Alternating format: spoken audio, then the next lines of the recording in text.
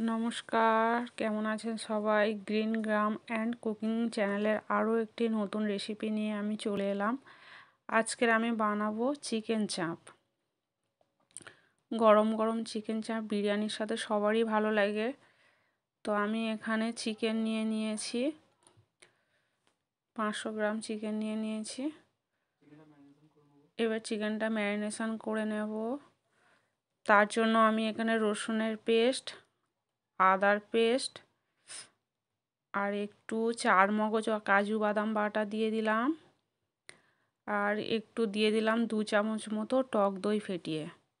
এবার একটু লঙ্কার গুঁড়ো দিয়ে দেব আর একটু লবণ স্বাদ মতো।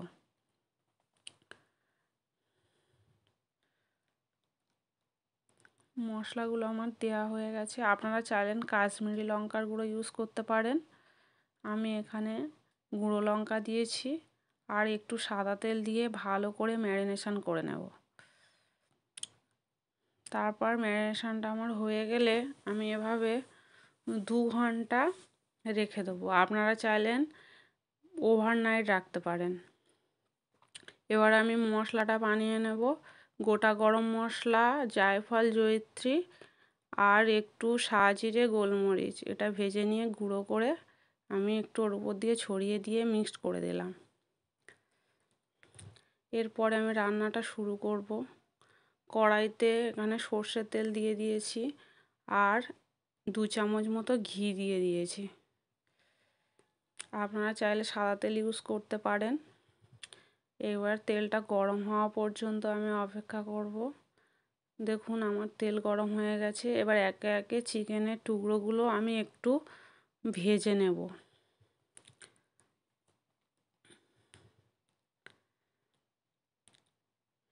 সব চিকেনের টুকরোগুলো দিয়ে দিতে হবে এভাবে।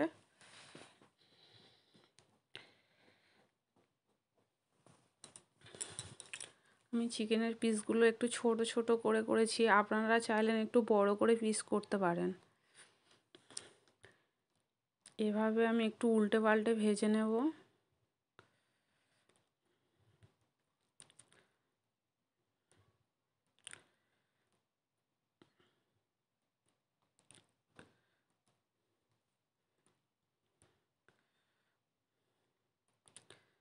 আমি এবারে উল্টে পাল্টে একটু ভেজে নিয়েছি। এবারে উপর থেকে একটা ঢাকনা চাপা দিয়ে দিলাম। এখানে দিয়ে দিলাম একটু মিঠা আতর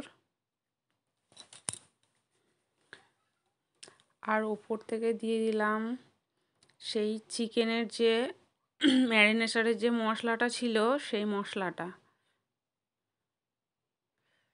পরে একটু জল দিয়ে কিছুক্ষণ ফুটিয়ে নেওয়ার পরে ওপর থেকে একটু সেই ভাজা মশলাটা যেটা আমি বানিয়ে রেখেছিলাম চাপের জন্য সেই মশলাটা দিয়ে দিলাম।